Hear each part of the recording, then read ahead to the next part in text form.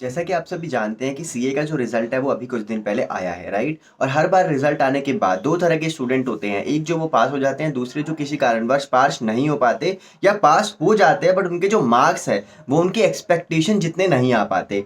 तो उन स्टूडेंट के लिए ये वाली वीडियो है। तो ये बहुत ही एक कंप्रहेंसिव समराइज वीडियो है जिसमें कि मैं ये डिस्कस करूंगा कि अगर आपका नेगेटिव रिजल्ट आता है, मीन्स आप फेल हो जाते हैं या फिर अब जो आपके मार्क्स हैं वो कम आते हैं किसी एक सब्जेक्ट में या ओवरऑल सभी सब्जेक्ट में, तो क्या क्या ऑप्शंस आपके पास अवेलेबल हैं, रीचेकिंग का ऑप्शन है कि नहीं है, और क्या क्या डिफरेंसेस हैं सारे ऑप्शन में, और आपको कौन सा ऑप्शन ऑप्ट करना चाहिए और उसका प्रोसीजर क्या है, राइट। सो आइए शुरू करते हैं। उससे पहले चैनल को ज़रूर सब्सक्राइब कर लीजिएगा और वीडियो को ज़रूर उन दोस्तों के साथ शेयर कीजिएगा जिनसे इस वीडियो जिन सभी को इस मेरी वीडियो से हेल्प मिले। सो आपका जैसे रिजल्ट आ गया, किसी भी एक सब्जेक्ट में आपको लगता है कि मेरे मार्क्स कम है, या फिर लेट सपोज किसी एक सब्जेक्ट में 2 नंबर से आपकी एग्जाम्शन रह गई, या अगर आपके 2-3 नंबर और आ जाते, 5 नंबर 10 नंबर आ जाते तो आप पास हो जाते। तो बहुत सारे सर्कमस्टांसेस होते हैं, या फिर आप फेल हो चुके हैं लेकिन आपका पर्पस ये है कि मैं अपनी कॉपीज मंगवा लूँ सो दैट मैं अपनी गलतियों से सीख सकूँ और आगे वो गलतियाँ ना करूँ। तो बहुत सारे रीजंस होते हैं अपनी कॉपीज को दोबारा देखने के या उसको वेरिफिकेशन करवाने के। तो इसमें 4 चीज़ें इंस्टीट्यूट हमें प्रोवाइड करता है, मतलब आपके पास 4 रास्ते हैं, आप क्या ऑप्ट करना चाहते हैं। पहला रास्ता होता है इंस्पेक्शन ऑफ कॉपीज़ का।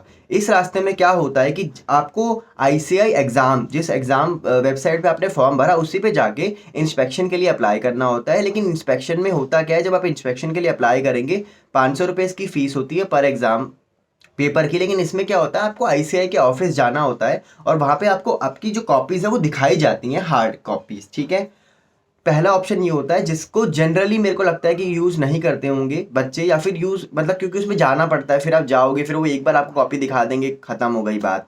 तो ये इतना फिजिबल ऑप्शन नहीं है। दूसरा ऑप्शन है सर्टिफाइड कॉपीज़ का, जो बहुत फेमस है। इसमें क्या होता है, आप ऑनलाइन अप्लाई करेंगे अपनी सर्टिफाइड कॉपीज़, 500 रुपये पर कॉपी की फ़ीस है जितने भी एग्जाम की आप अप्लाई करेंगे। उसके बाद आईसीएआई आपको विद इन 30 डेज में मेल पे आपकी जो सॉफ्ट कॉपी है जो आपने एग्जाम लिखा है वो भेज देगा, राइट। अब इसके अंदर क्या होता है, जब आईसीआई आपको कॉपीज भेजता है तो उससे पहले आईसीआई 3 चीजें उसमें करके भेजता है, 3 स्टेप परफॉर्म करके भेजता है। वो 3 स्टेप क्या है कि कोई भी क्वेश्चन या उस क्वेश्चन का कोई भी पार्ट, सब पार्ट, आंसर उसको मतलब मार्क्स देने से छूट तो नहीं गया, अनवैल्यूड तो नहीं रह गया, वो चेक करेगा आपको कॉपीज भेजने से पहले या फिर इंस्पेक्शन में दिखाने से पहले भी। दूसरा, कोई टोटलिंग एरर तो नहीं है क्वेश्चन में, और टोटलिटी में भी देखेगा पूरे पेपर में, ठीक है। तीसरा, वो ये देखेगा कि जो आईसीआई का प्रोसीजर है कि स्टेप वाइज मार्किंग मिलनी चाहिए, क्या स्टेप वाइज मार्किंग मिली है कि नहीं मिली।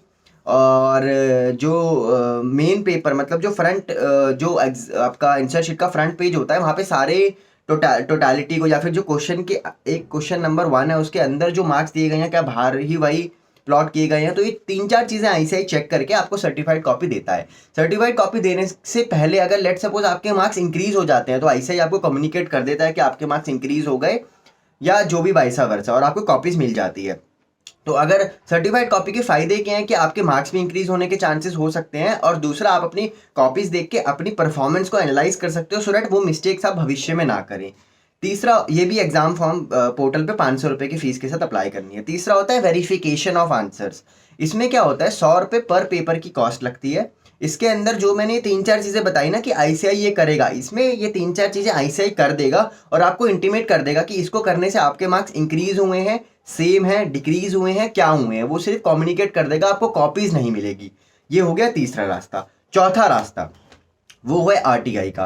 ये तो चौथा रास्ता है, ये आईसीआई एग्जाम पोर्टल की वेबसाइट पे जाके आपको अप्लाई नहीं करना है। गवर्नमेंट को जो आरटीआई अप्लाई करने का पोर्टल है उस पर आपको जाना होता है। आपको एक एप्लीकेशन, मतलब आपको गूगल वगैरह पे आप टाइप करेंगे ना कि how to apply RTI for ICI copies, तो आपको पूरा एक प्रोसीजर, क्या फॉर्मेट वहाँ पे आपको टाइप करना है, सब कुछ मिल जाएगा। वो आपको टाइप करना है और वो टाइप करने के बाद आपको बताना होता है कि कौन से एग्जाम, कौन से पेपर की आपको कॉपीज चाहिए, एडमिट कार्ड वगैरह की कॉपीज आपको लगानी होती है वहाँ पे।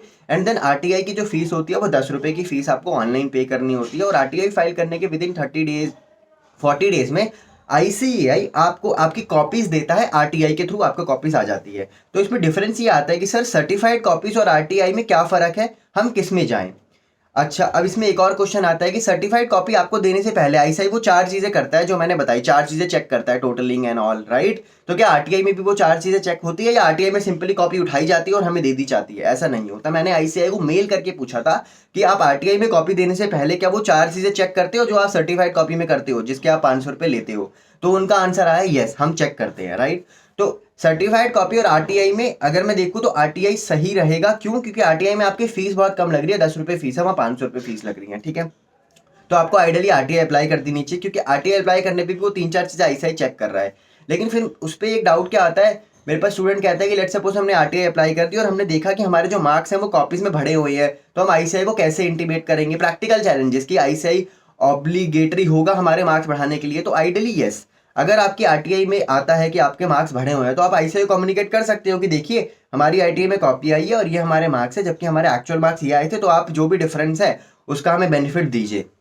लेकिन ये प्रैक्टिकली कितना डिफिकल्ट होगा और कितना इजी होगा, इस पे थोड़ा सा डाउट है। तो इसके लिए मैं क्या सजेस्ट करता हूँ, जो भी मेरे पर्सनल हैं लोग, उनको मैं ये सजेस्ट करता हूँ कि आप ना एक तो आरटीआई अप्लाई कीजिए, क्योंकि वहाँ 10 रुपये लग रहे हैं आपके, ठीक है? और दूसरा आप क्या कीजिए, वेरिफिकेशन अप्लाई कर दीजिए उस पेपर की, जिस पेपर पे आपको टोटलिंग मिस्टेक या आपको लग रहा है कि मेरे नंबर कम आए हैं। इससे क्या होगा, एक ऑब्लिगेशन क्रिएट होगा आईसीआई के ऊपर कि भाई वेरिफिकेशन में वो 4 चीज़ें वो चेक करेगा और आरटीआई में आपके पास कॉपी भी इजी आएंगी। अगर आरटीआई में आपके पास कॉपीज आती हैं और आपको वो 4 चीज़ें जो मैंने आपको बताई उसमें से कोई भी डिस्क्रिपेंसी आपको मिलती है या आपको लगता है कि मेरे मार्क्स बढ़ने चाहिए थे, और वेरिफिकेशन में जो रिजल्ट आया आप उसको कंपेयर कर सकते हैं। अगर वेरिफिकेशन का रिजल्ट आईसीआई ने बोला है कि आपका रिजल्ट फाइन है, बट आरटीआई की कॉपी में आपको लगता है कि डिस्क्रिपेंसी है, तो आप आईसीआई को कम्युनिकेट कर सकते हैं। वैसा ऐसा होगा नहीं, आईसीआई फेयर डिसीजन ही लेता है, जो वहाँ पे वेरिफिकेशन में बताएगा वही आपको वहाँ पे मिलेगा। But just it is a thought कि इससे आपको 400 रुपये पर पेपर बच सकते हैं।